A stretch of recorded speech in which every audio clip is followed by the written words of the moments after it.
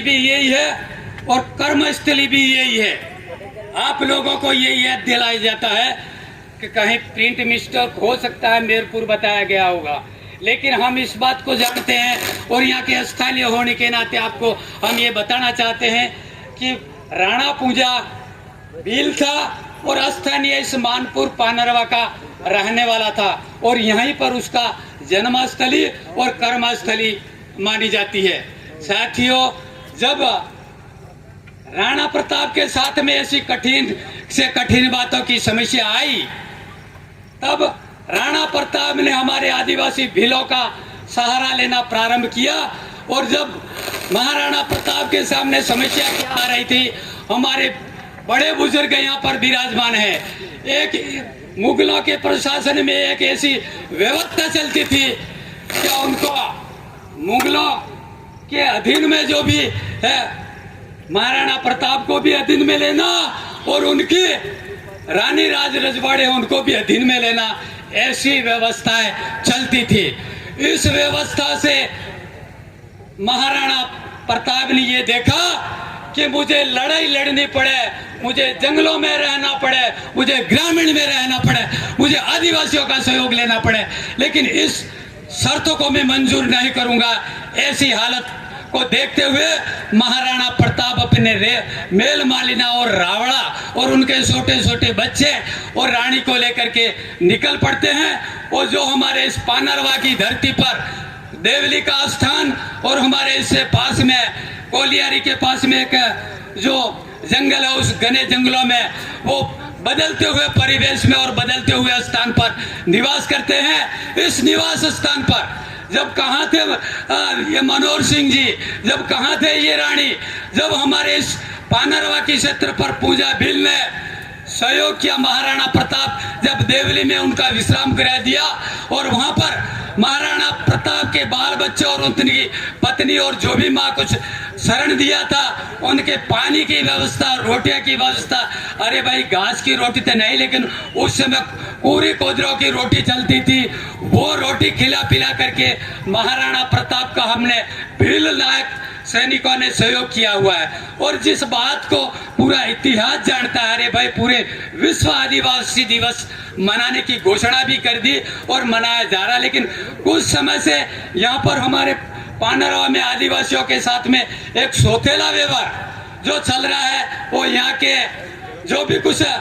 लेकिन जो कंवर साहब है वो तो कभी सामने नहीं आते, लेकिन उनकी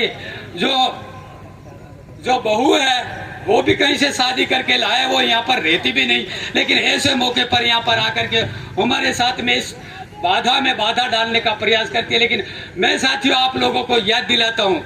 कि जो पूजा भील था उसके पिता का नाम था दुदाजी भील और जो उनकी माँ थी, उनकी माँ का नाम था केहरी बाई। उनका पुत्र राणा पूजा भील था। जो दुदाजी का एक उस राणा पूजा जब 15 वर्ष की उम्र में थे,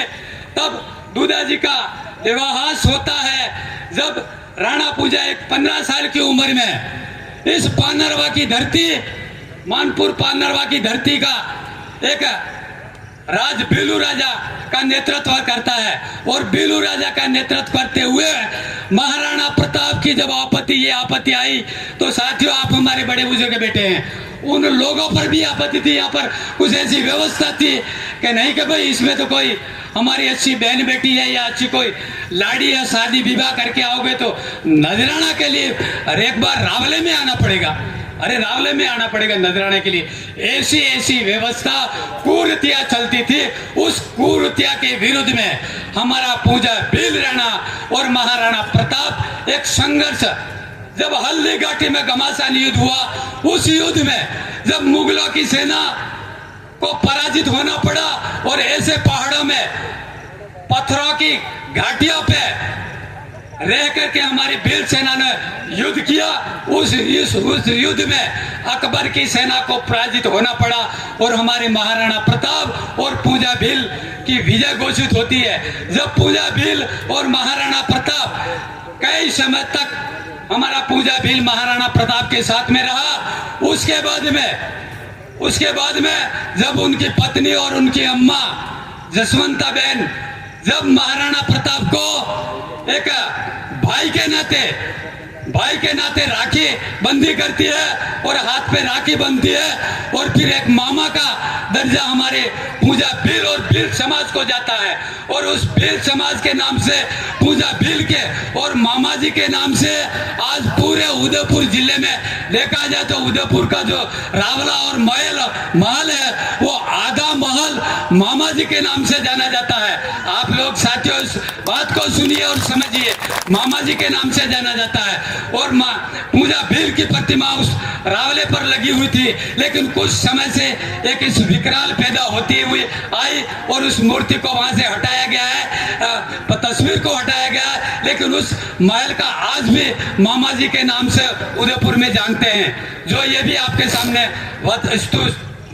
स्तुति है। तो साथियों, ये हमारे आदिवासियों के साथ में तो सदियों से शोषण तो होता हुआ आया है, लेकिन मैं मेरे आदिवासी भाई और नौजवानों को इस मन से ये दिलाना चाहता हूं कि आप लोग जब तक नहीं जगेंगे तो ये लोग आपको सदियों से दबा देते रहे हैं और भी दबाने का कोशिश कर रहे हैं। लेकिन जमाना साथियों, मेरे युवा साथियों, वो जमाना नहीं रहा है, जागने का जमाना है, शैतान का जमाना है। हम 9 अगस्त पर और ऐसी 5 अक्टूबर पर हमारी जनजाति, हमारे युवा साथियों को एक जन जागृति का आह्वान करते हैं कि महाराणा प्रताप के साथ में जो लड़ाई लड़े हैं वो असलियत पूजा भील है, और वो मानपुर पानरवा का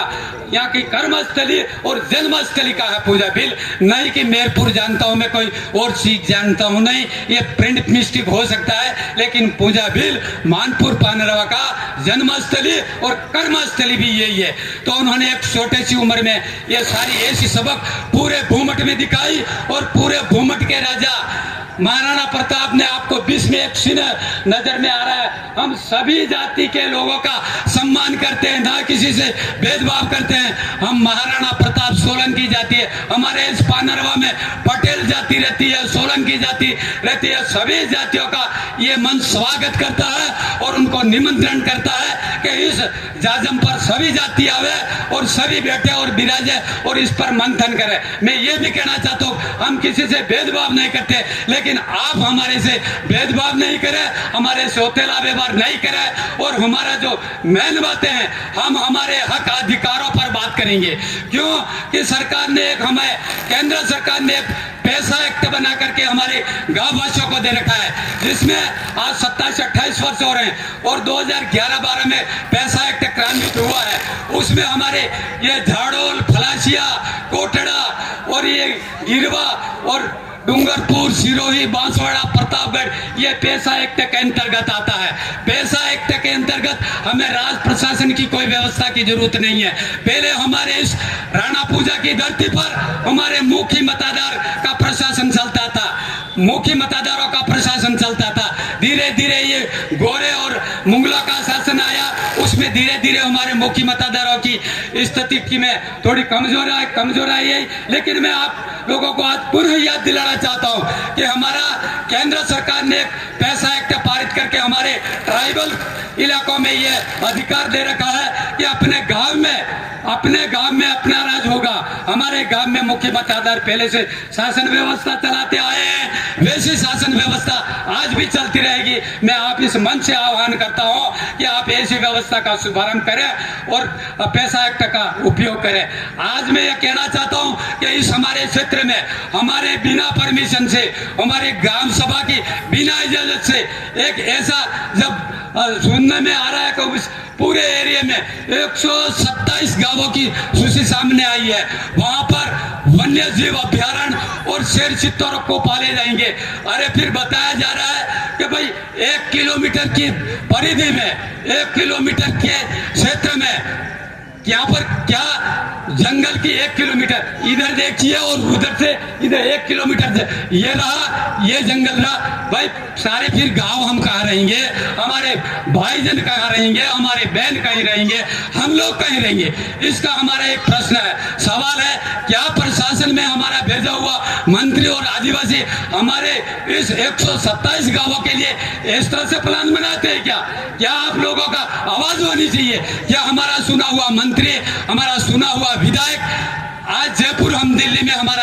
आदमी सांसद चुन करके भेजते हैं, वो हमारा जाकर के इस तरह से कानून पारित करते हैं कि यहाँ के गांवों को विस्थापन किया जाएगा और यहाँ पर शेर चित्ते पाले जाएंगे। क्या उनको शेर चित्ते मत देते हैं और दिल्ली में हमारा आदमी भेजा जाता है? क्या वो ऐसी बहुमत और प्रस्ताव पास करता है और जयपुर में हमारा विधायक जाता है, हमारे वोटों से सुन करके जाता है, वो हमारे लिए ऐसी व्यवस्था का कानून पारित करता है? क्या मुंह तोड़ जवाब देना चाहिए। साथियों, मैं आप लोगों को कहना चाहता हूँ कि हमारे चुने हुए प्रतिनिधि वहां जाकर के हमारे लिए ऐसा कानून बनाते हैं कि 1 किलोमीटर की दायरे में ना तो लोग रहेंगे, ना कोई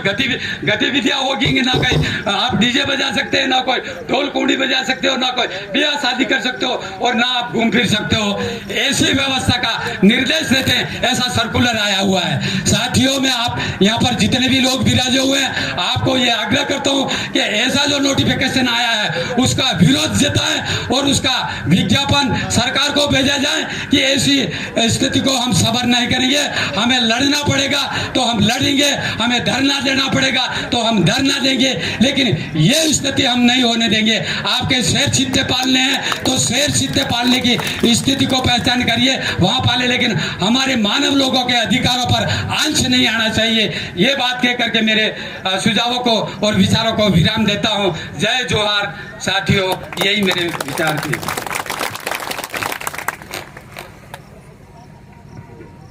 थैंक यू सरदार जी।